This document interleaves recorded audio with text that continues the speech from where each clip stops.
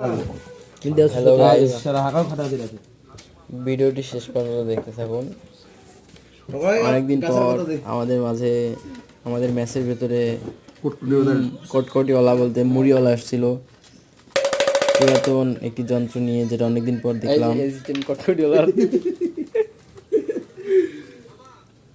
ভিডিওটি দেখতে থাকুন শেষ পর্যন্ত। তার সঙ্গে অনেক কথা হয়, সেও কথা বলে। শেষে মজা আসছে, শেষের মজা দেখার জন্য ভিডিওটি শেষ পর্যন্ত দেখুন সবাই।